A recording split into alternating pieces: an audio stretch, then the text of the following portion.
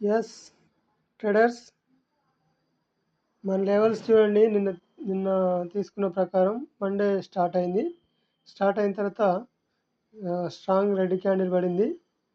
ఆ తర్వాత మళ్ళీ మన పాయింట్ నుంచి ఎగ్జాక్ట్గా మళ్ళీ పైకి లేచింది.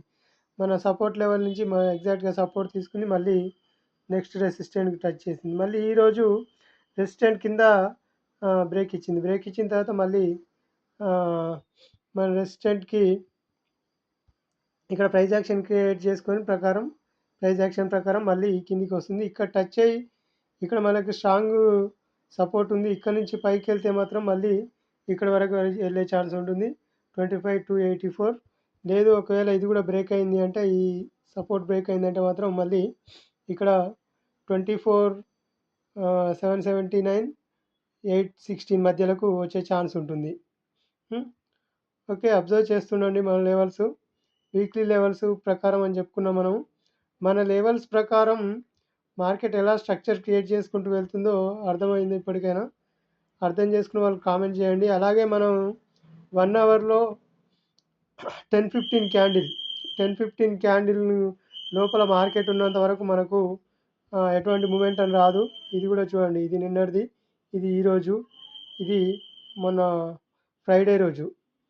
ప్రతిరోజు అలాగే ఫ్రైడే మండే అనేది లేదు, ప్రతిరోజు అంతే. ఇంకా 10-15 క్యాండిల్ గమనించిన వాళ్ళు ఖచ్చితంగా మూమెంట్ అని పట్టుకుంటారు. లేదంటే అక్కడ కన్సాలిడేట్ అవుతున్నప్పుడు ట్రేడ్ చేయకుండా ఉంటారు ఖచ్చితంగా. ఆ రోజు అంటే టైం చాలా దగ్గరికి వచ్చిన తర్వాత దాన్ని వదిలేయాలి. టైం ఉన్నప్పుడే ముందే అంటే 12కు ముందే మన 10-15లో బ్రేక్ అయితే 10-15 క్యాండిల్ బ్రేక్ అయితే మంచి మూమెంటం వస్తుందన్నమాట. అది వీడియోలో చెప్పాను, లాస్ట్ వీడియో. కావాలంటే ఆ వీడియో వినండి.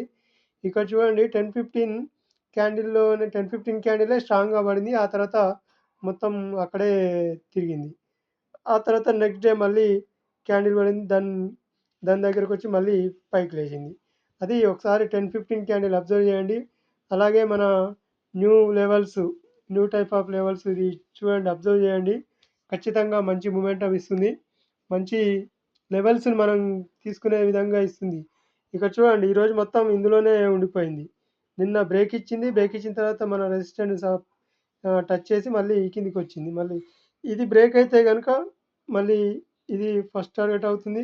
ఆ తర్వాత ఇక్కడ చూడండి, ఇక్కడ ఇది బ్రేక్ అయితే ఇక్కడి వరకు వస్తుంది ఫస్ట్ టార్గెట్. మళ్ళీ తర్వాత కిందికి ఇక్కడికి ఇది బ్రేక్ అయితే, అంటే ఈ రేంజ్లో కూడా మనకి ఈ రేంజ్ దాటితే ఇది స్ట్రాంగ్ రేంజ్ అనమాట.